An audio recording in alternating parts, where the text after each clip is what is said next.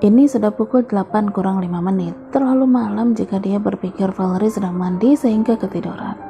Gadis itu orang yang rajin. Selalu Jupiter menemukan Valerie sudah berdandan cantik, bahkan jika dia pulang cepat dari kantor. "Valerie, kau sedang mandi?" Masih mencoba sopan untuk tidak membuat Valerie menjadi takut padanya. Jupiter mengetuk pintu itu dengan pelan. "Valerie, jika kau di dalam, katakan, aku akan masuk jika kau hanya diam." Hening seperti tadi, membuat Jupiter tidak sabar lagi. Dia membuka pintu dengan cepat. Jupiter mematung, menyadari tidak ada seseorang di dalam kamar mandi sana. Masih dengan pikiran yang positif, dia beranjak menuju ruangan ganti. Tetap tidak menemukan Valerie di sana. Dia geram berlari menuju luar kamar.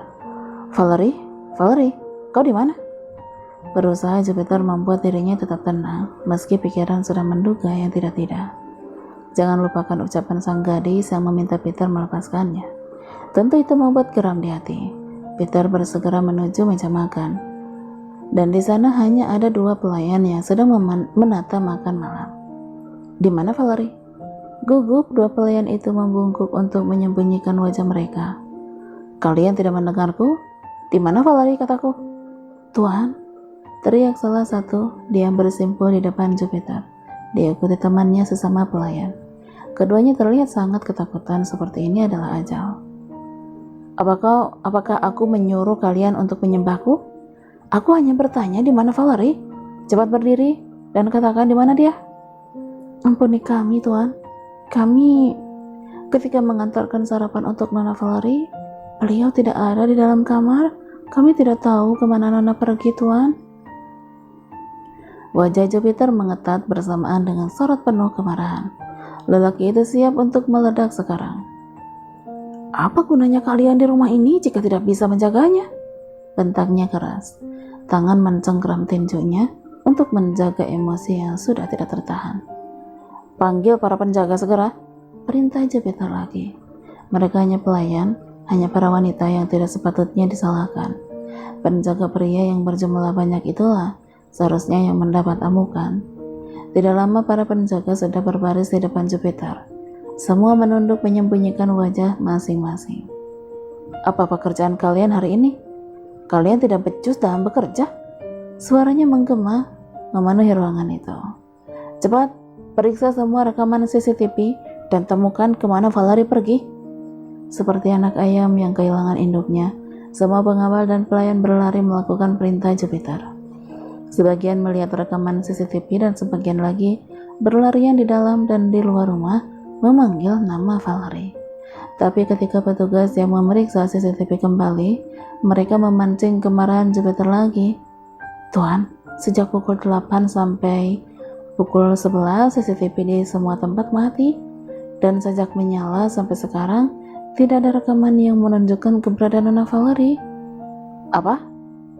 Jupiter kehabisan kata-katanya. Bagaimana bisa seorang Valerie melarikan diri dengan gampangnya dari rumah itu? Dengan jumlah penjaga dan pelayan di rumah besarnya, apakah wajar tidak ada yang bisa melihat Valerie keluar? Apa menurut kalian dia hantu yang tidak berwujud? Sampai tidak satu pun melihatnya keluar dari rumah ini. Bahkan tanpa CCTV pun mustahil ada semut yang bisa lolos dari rumah ini. Sentaknya keras. Jupiter tidak melupakan keinginan Valerie untuk meninggalkan rumah. Jupiter masih mengingat perkataan gadis itu yang seakan menyuruhnya membawa Megan sebagai ibu untuk Rainer. Tapi meski hatinya marah, Peter tidak lantas menjadi benci dan menyalahkan Valerie begitu saja. "Segera temukan dia sebelum aku memenggal kepala kalian semua." Perintah yang tidak terbantahkan. Setelah mengatakannya, Jupiter lantas keluar dari rumahnya. Tidak ada waktu menunggu supir. Dia segera menaiki mobil untuk menuju tempat yang biasa dipakai kakek Paul untuk berdiam diri. Rumah yang menjadi tempat orang tua itu menghabiskan waktu untuk mengenang istri yang sudah lama meninggalkan dunia. Sangat tidak mungkin Jupiter tidak percaya bahwa Valerie bisa keluar tanpa seorang pun yang melihatnya. Jika bukan dengan bantuan dari kakek Paul, itu adalah sesuatu yang sangat mustahil. Rumah kecil tapi indah dipandang mata. Jupiter memarkirkan mobilnya asal-asalan, lantas berteriak ke dalam sana. Kakek Paul, kau di mana? Dia berlarian menuju ruangan yang menjadi favorit kakeknya dan melihat kakek Paul sedang duduk menatap foto pernikahannya yang berukuran sangat besar. Kakek, di mana Valerie? Apa yang kau lakukan padanya? Cecar Jupiter. Pria tua yang sejak tadi membelakangi pintu masuk berputar pelan untuk melihat cucu yang berdiri di ambang pintu. Jupiter tampak sangat acak-acakan, penuh emosi dan amarah yang sudah tidak tertahankan. Pria tua itu menggerdikan bahunya, seakan tidak mengerti akan pertanyaan dari sang cucu. Kau datang ke rumahku bertanya tentang gadismu? Kakek Paul sedikit tertawa, lanjut bicara. Jupiter, apa kau sedang menuduh aku mencuri gadismu itu? Lagian, dia hanya seorang pembohong. Kenapa juga kau sangat peduli padanya? Jupiter geram, meremas kedua tangan. Amarahnya sudah sampai di ubun-ubun, dan tanpa sadar kaki panjang laki-laki itu beranjak menuju tempat di mana kakeknya duduk dengan santai. Aku tidak peduli dengan pandangan kakek terhadapnya. Katakan, di mana Valerie dan kenapa kau mengambilnya dariku? Hei Jupiter, apakah lupa siapa aku? Apakah aku terlihat peduli dengan hidup orang lain? Ya, Jupiter memang terlalu percaya bahwa orang tua ini tidak akan menyentuh gadis yang dia cintai.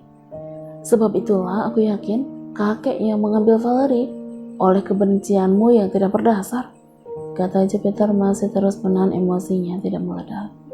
Kakek Paul sangat terhina, wajahnya menegang dan dua bola matanya melotot menatap sang cucu yang sudah keterlaluan.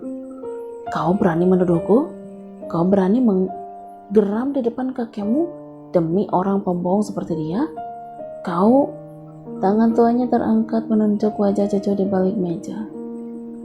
Aku bisa membuatmu bukan siapa-siapa sekarang juga. Maka lakukanlah. Aku tidak butuh semua ini, asal kau mengembalikan gadisku. Jupiter, bentakan yang keras dan memekakkan. Tapi Jupiter seakan tidak takut kepadanya. Lelaki itu tetap menunjukkan wajah kebencian yang kian nyata. Mental putramu rusak karena perempuan itu, dan kau masih memikirkannya? Dan sialan, apa kau tidak malu menuduhku? Jika kau peduli pada gadismu, maka pergi cari dia. Tinggalkan Rainer dan jangan pernah kembali ke keluarga ini. Jupiter tidak bisa menahan kemarahannya lagi ketika kakek Paul berkata, seakan dirinya tidak berhak atas apapun. Lelaki yang sudah dirasuki emosi itu tidak segan berkata pada kakeknya, harta, itu yang kau sebut-sebutkan di depanku? Kau takut hartamu akan habis sebab itu kau usir aku? Hei kakek tua, sadarlah, sudah berapa belas tahun aku membuatmu hidup nyaman. Jupiter membenci kakeknya yang selalu memikirkan uang dan uang. Jika saja kakeknya tidak terlalu tamak dan memberikan sedikit bagian untuk Patricia, mungkin ayah Jupiter masih hidup sampai saat ini. Patricia tidak akan meracuni ayah Jupiter hanya karena berharap mendapatkan warisan. Itu membuatnya semakin benci dan marah, lalu berkata yang lebih menyakitkan lagi, ambil semua hartamu dan bawa mati ke liang lahat. Tapi jika kau tidak mengembalikan Valerie segera, aku tidak peduli bahwa kau adalah kakekku, akan aku patahkan leher semua orang yang berani memisahkan kami. Dia sungguh-sungguh Jupiter tidak main-main akan setiap kalimat yang keluar dari mulutnya. Jangan bermimpi untuk memiliki putraku, karena akulah yang paling tahu apa yang dibutuhkan oleh Rainer. Jupiter akan melakukan apapun demi mendapatkan Valerie. Bahkan jika kematian yang harus dihadapi, Jupiter tidak pernah takut akan hal itu. Dia tinggalkan rumah kakeknya dan langsung menuju Mansion kembali untuk memerintahkan semua orang mencari keberadaan sang gadis.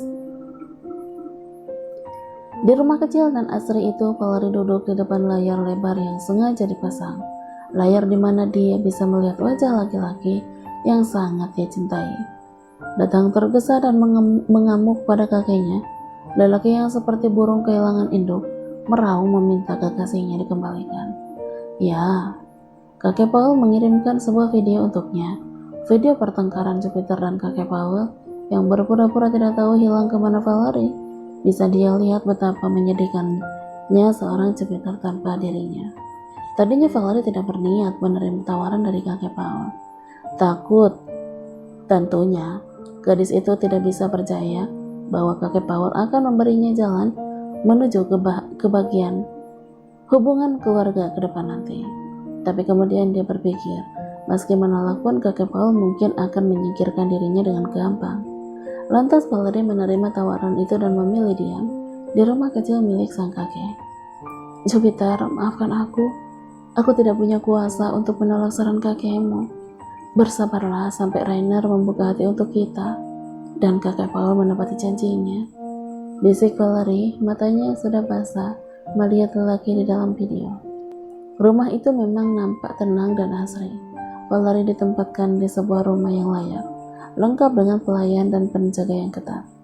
Dia harus menahan diri untuk tidak keluar dari sana agar tidak bisa ditemukan oleh Jupiter. Bukan hanya dijaga ketat, bahkan sambungan telepon pun diputuskan. Ponselnya tertinggal di rumah milik Jupiter, dan hanya layar lebar itulah yang satu-satunya benda yang bisa dia tatap untuk meredamkan kerinduannya pada Jupiter. Sayangnya Rainer tidak ada di sana, sehingga Valerie tidak bisa melihat wajah anak itu. Sementara Valerie sudah seperti mayat hidup di rumah itu, tidak ubahnya dengan kondisi Jupiter sekarang. Makan pun dia tidak bisa. Bayangan wajah Valerie terus bermain di kepalanya.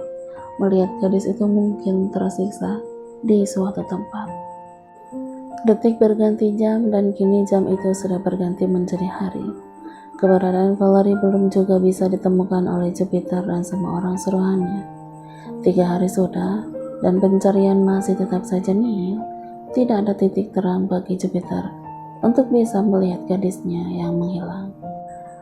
Menghukum pelayan dan penjaga, sempat dia berpikir dan mengancam demikian. Tetapi kembali Jupiter tersadar bahwa itu bukan solusi. Bahkan jika dia membunuh semua orang yang ada di rumah itu, Valerie tidak akan ditemukan jika memang sudah pergi sangat jauh. Sudah pun Valerie tidak diketahui keberadaannya, Rainer juga masih diam tidak membicara. Jupiter semakin frustasi, tertekan akan keadaan.